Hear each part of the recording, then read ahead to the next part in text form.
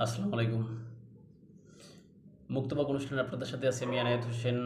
বলতে চাই অনেক কিছু বলতে পারি না। কি বলিব, কি করিব ভাইবা পাই না। অবশ্যই আমি ভাবিয়া পাইলাম, দেখলাম স্বরাষ্ট্র উপদেষ্টা যখন রাত ৩টার সময় সংবাদ সম্মেলন করেন, তখন আমি খুবই বিস্মিত হলাম, তাজ্জব হলাম কেন তিনি রাত ৩টার সময় এরকম উম আপনার এই প্রেস কনফারেন্স করতেছেন।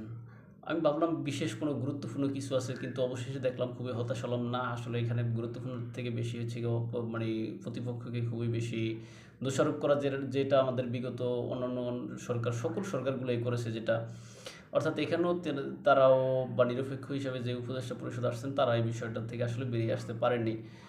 আর এখানে বিশেষ করে খুবই মানতে পারতাম যখন দেখলাম যে তানভীর বাবুর বাসায় ডাকাতি হচ্ছে, বা মিছিল দিয়ে যে হালাল হিসাবে ডাকাতি করতেছে, তখন সেখানে যদি ওই স্বরাষ্ট্র উপদেষ্টা যদি ভালো কোনো পদক্ষেপ নিতেন, বা তাদেরকে যদি ওই ফুটেজ দেখে দেখে আইনের আওতায় নিয়ে আসতে পারতেন, তাহলে ভাবতাম যে না, তিনি খুবই অ্যাক্টিভ, সঠিকভাবে তিনি দায়িত্ব পালন করেছেন।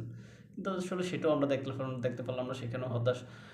আর যেটা হচ্ছে যে আপনার এই যে ঢাকা শহর আসলে খুবই যানজটপূর্ণ, বিশেষ করে রমজান আসার পর থেকে।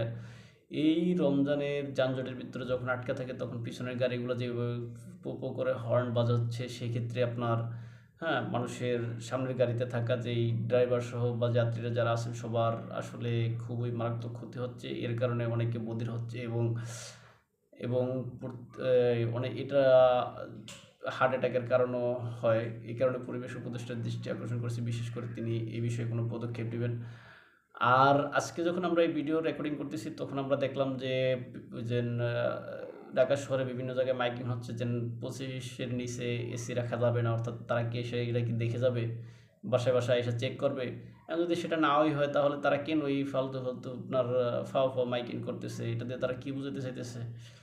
এখানে কতটুকু বিদ্যুৎ সাশ্রয় হবে সেটা জানি না। আর কিভাবে বিদ্যুৎ সাশ্রয়করণের দরকার কি? এখানে তো আপনারা সবকিছু স্বাধীনতা দিয়েই দিয়েছেন। তাহলে এখানে কেন আবার আপনারা একটা পরাধীনতার শৃঙ্খলা আবদ্ধ করতে চান আমাদেরকে? আর নতুন একটা দল আসছে, যারা সবসময় শুধু শেখ হাসিনার বিচার করবে এটাই চায়। তারা সংস্কার বলতে শুধু এটাই বলতেছে যে শেখ হাসিনার বিচার হোক, শেখ হাসিনার বিচার হোক। আমিও চাই, আপনিও চান শেখ হাসিনার বিচার হোক। কিন্তু আগে সংস্কারগুলো করেন, নির্বাচন দেন। কিন্তু এই যতদিন পর্যন্ত শেখ হাসিনার বিচার হবে না, ততদিন পর্যন্ত নির্বাচন বাদ দিয়ে দিবেন, এটা হয় না।